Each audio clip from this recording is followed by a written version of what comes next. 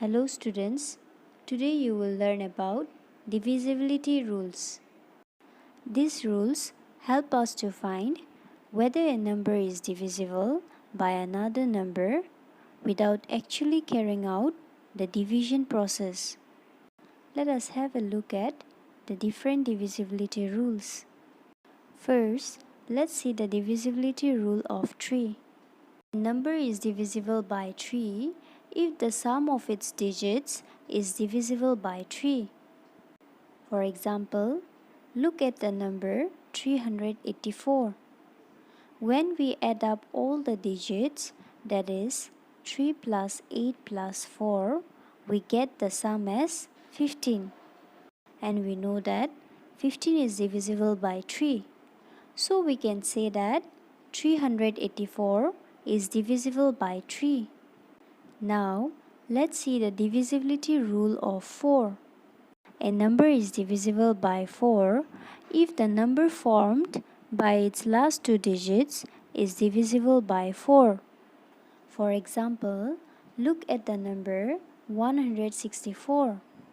Its last two digits form the number 64, which is divisible by 4. So the whole number 164 is divisible by 4. Now let's see the divisibility rule of 6. A number is divisible by 6 if it is divisible by both 2 and 3. For example, look at the number 408. Is it divisible by 2? We know that if a number has 2, 4, 6, 8 or 0 in its last digit, it is divisible by 2. So 408 is divisible by 2 because 408 has 8 in its last digit. Now, is it divisible by 3?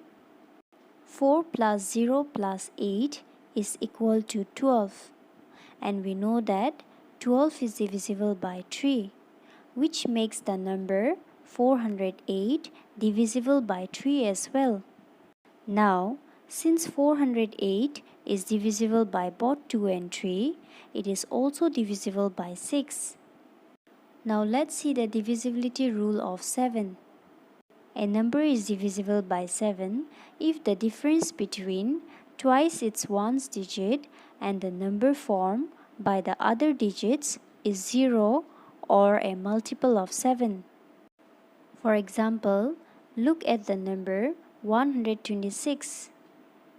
To check if this number is divisible by 7, we will first multiply the ones digit of 126 by 2. That is, we will multiply 6 by 2 and then subtract the product from the number formed by the other digits. Here, the number formed by the other digits is 12 and the product of 6 and 2 is also 12. So, now we will subtract 12 from 12. And after subtracting them, if we get 0 or multiple of 7, then the number 126 will be divisible by 7. Now here, since 12 minus 12 is 0, so 126 is divisible by 7. Now look at another number, 1708. So here we will first multiply the ones digit by 2. That is, we will multiply 8 by 2. And then we will subtract the product from the number formed by the other digits. The number formed by the other digits is 170. And the product of 8 and 2 is 16. So we will subtract 16 from 170. When we subtract 16 from 170, we get 154. And 154 is divisible by 7. So, it is a multiple of 7. Since 154 is a multiple of 7, so 1708 is divisible by 7. Now let's see the divisibility rule of 8. A number is divisible by 8 if the number formed by its last 3 digits is divisible by 8. For example, look at the number 3112. Its last 3 digits form the number 112, which is divisible by 8. So, 3112 is divisible by 8.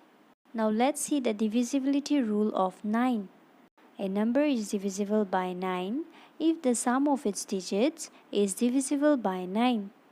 For example, look at the number 7263. Here, on adding the digits 7 plus 2 plus 6 plus 3, we get the sum as 18, which is divisible by 9. So, 7263 is divisible by 9. So students, that's all for today. Thank you.